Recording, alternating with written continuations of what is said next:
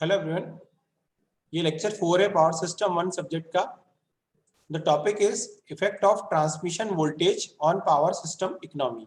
Means जो transmission line रो होती है, जो ट्रांसमिशन लाइन जिसमें पावर ट्रांसमिट होती है जनरेटिंग पावर प्लांट से लेके शहरों तक, लोड एंड तक, उसका वोल्टेज कितना होगा सो दैट जो पावर सिस्टम जो ऑपरेट करेगा वो इकोनॉमिक वे में इकोनॉमिकली ऑपरेट करेगा। मींस कितना वोल्टेज पे हम पावर को ट्रांसमिट करेंगे सो दैट यहाँ पे हमको पावर सिस्टम में इकोनॉमी अचीव होगी। स्टार्टिंग से देखते हैं। It has been shown that if transmission voltage is increased, means transmission voltage को हम बढ़ाते हैं, ट्रांसमिशन लाइन में जो पावर को हम ट्रांसमिट कर रहे हैं उसको हाई वोल्टेज पे करेंगे, उस केस में the volume of conductor material required is reduced. उस केस में जो कंडक्टर मटेरियल हमको यूज करना होता है उसका वॉल्यूम कम यूज करना पड़ता है। This decreases the expenditure on the conductor material.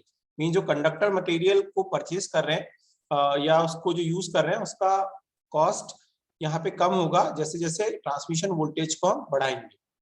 This is first point. Second is it is advisable to use highest possible transmission voltage.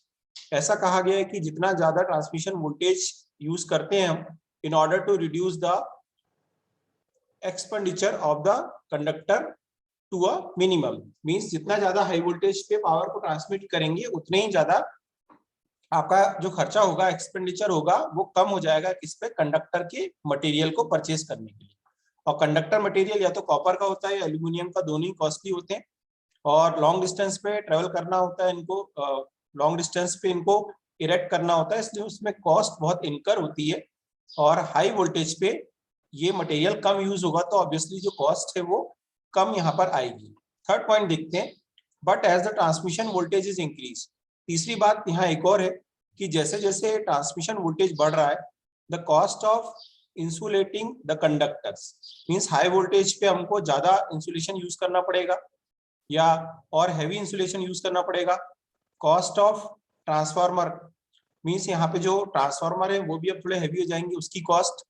Switch gear, means जो protective equipments होते हैं, सर्किट ब्रेकर, रिले, वो switch gears हैं।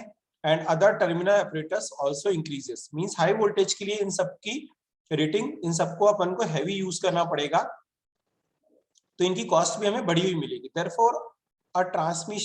Therefore for every transmission line there are optimum transmission voltages। Means देखिए कहने का मतलब ये है कि हमको हाई वोल्टेज तो करना है, उससे हमको ट्रांसमिशन लाइन का जितना हाई वोल्टेज पे हम करेंगे उतना ज्यादा हमको कॉस्ट यहाँ पे कम लगेगी कंडक्टर की। तो कंडक्टर की कॉस्ट तो कम हो गई, बट ये बाकी जो मटेरियल जो यहाँ पे जिनकी बात हो रही है उसकी कॉस्ट बढ़ गई। तो हमको एक परफेक्ट ब्लेंड या परफेक्ट कॉम्बिनेशन बनाना होगा जिससे कि हमको इकोनॉमिक ऑपरेशन मिलेगा पावर सिस्टम का।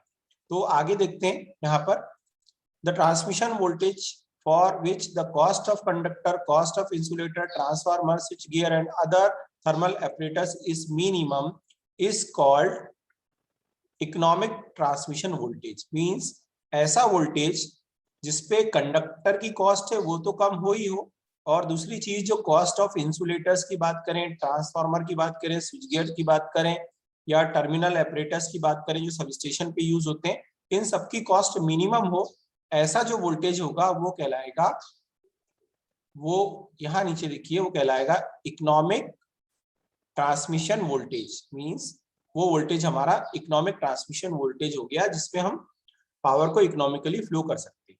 आगे चलते हैं। इसमें देखिए बहुत इंपॉर्टेंट है और कंसेप्चुअल है।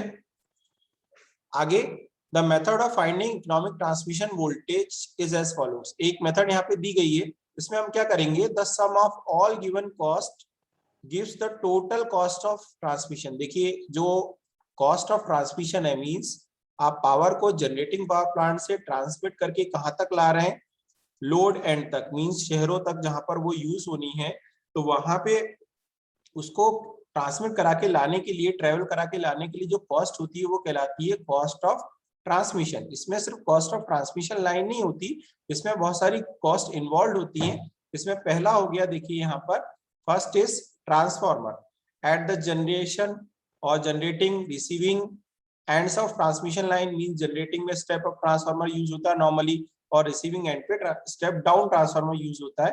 For the given power, this cost increases slowly with the increase in transmission voltage.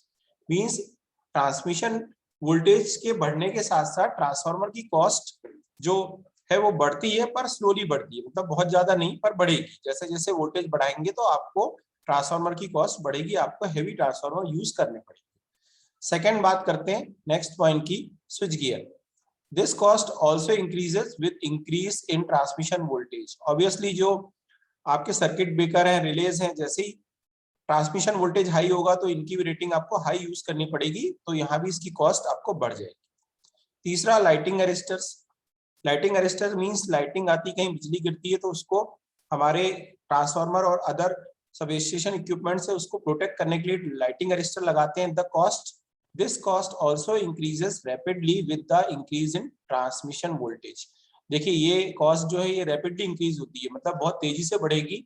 अगर आप थोड़ा सा भी ट्रांसमिशन वोल्टेज बढ़ाएंगे तो आपको लाइटिंग अरेस्टर बहुत हैवी यूज करने पड़ेंगे। Next point, insulator and supports. This cost increases sharply with the increase in transmission voltage. बिल्कुल शार्पली, मतलब वैसा की वैसा डायरेक्टली प्रोपोर्शनल ये कॉस्ट बढ़ेगी।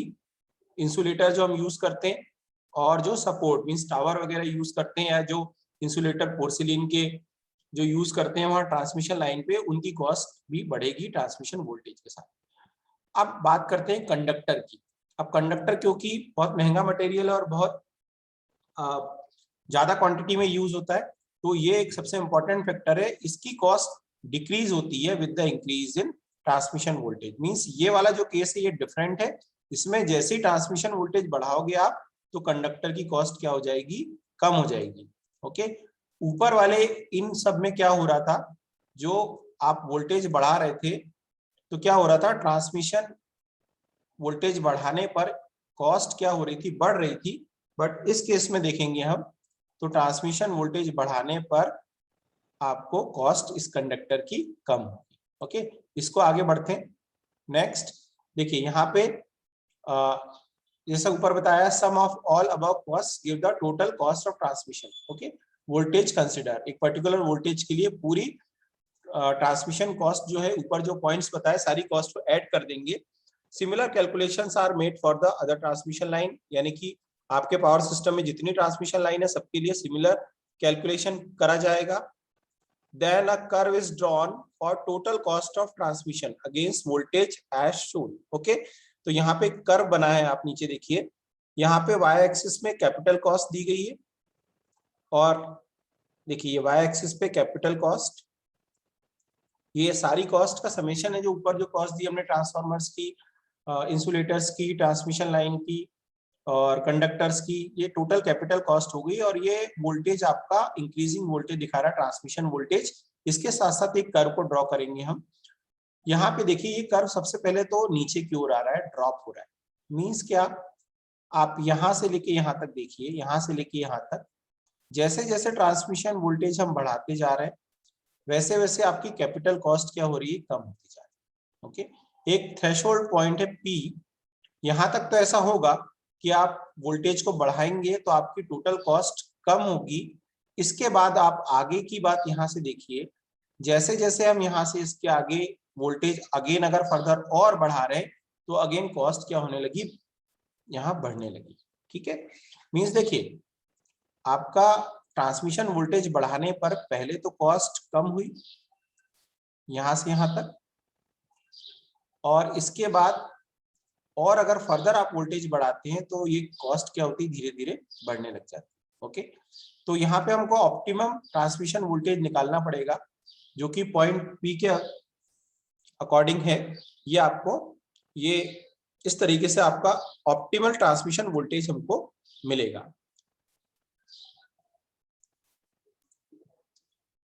So this is threshold point, point P पर economic transmission voltage. This is one method, एक method ये हो गई। आगे बात करते हैं और इसके बाद एक और मेथड यहाँ पे डिस्कस की है, इसमें एम्पिरिकल फॉर्मूला है, इससे हम इकोनॉमिक ट्रांसमिशन वोल्टेज निकालेंगे। देखिए बहुत इजी है यहाँ पर, the present day trend is to follow certain empirical formula for finding the economic transmission voltage. अभी जो प्रेजेंटली एक फॉर्मूला के हेल्प से हम इकोनॉमिक ट्रांसमिशन वोल्टेज निकालेंगे for a particular line. according to this economic voltage, according to this, the economic voltage between lines in a 3-phase AC system, means जो 3-phase AC system है transmission का, उसका जो voltage होगा it is equal to 5.5 under root of 0.62L plus 3P divided by 150। ये सारी चीजें क्या है मैं जस्ट आपको बताता हूं।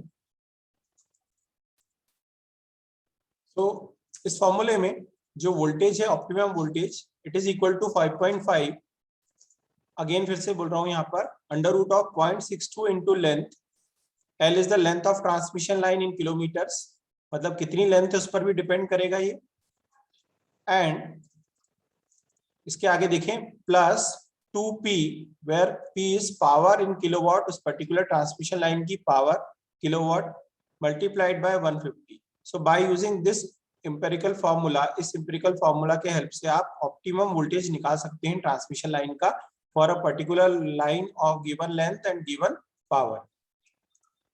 आगे देखते हैं, it may be noted that in the above formula power to be transmitted and distance of transmission line have been taken into account। दोनों चीजें ली गई है, पावर ट्रांसमिटेड कितनी किलोवाट में 3-फेज power and the length of the line in kilometres, ये दोनों चीजें यहाँ पर डिपेंड करेगा, इन दोनों चीजों पर डिपेंड करेगा optimum voltage, transmission voltage, optimum transmission voltage. This is because both these factor influences the economic voltage of transmission line। ये दोनों ही फैक्टर हैं, जो ट्रांसमिशन लाइन की लेंथ है और जो 3-फेज पावर है, ये दोनों ही इन्फ्लुएंस कर रहे हैं किसको, वोल्टेज को, ट्रांसमिशन लाइन के वोल्टेज को। ओके, सो यहाँ इंक्लूड किया गया है इसको। This can be easily explain if the distance of line is increase, जैसे जैसे लाइन की लेंथ बढ़ेगी, the cost of thermal apparatus is decreases, resulting in higher economic transmission voltage. Okay, so जैसे जैसे लेंथ उसकी बढ़ रही है वैसे वैसे यहाँ पर टर्मिनल ऑपरेटर्स है जो है वो उनकी कॉस्ट कम हो रही है और इसके कारण आपका इकोनॉमिक वोल्टेज यहाँ पे अचीव हो रहा है। So this is the formula for, this is another method, एक और मेथड है ऑप्टिमम वोल्टेज ट्रांसमिशन का निकालने के लिए। सो यहाँ पे 2 मेथड डिस्कस की है ऑप्टिमम वोल्टेज निकालने की, और जो जिस्ट है कंक्लूजन ये कि जो कंडक्टर मटेरियल है वो तो हायर वोल्टेज पे कम यूज होगा, बट हायर वोल्टेज पे एट द सेम टाइम बाकी जो मटेरियल्स है जैसे इंसुलेटर है, ट्रांसफार्मर है, स्विच गियर है, उनकी कॉस्ट बढ़ती जाएगी। तो इनके बीच में, दोनों के बीच में एक प्रॉपर कॉम्बिनेशन बना के हमको ऑप्टिमम वोल्टेज निकालना पड़ेगा। Thank you.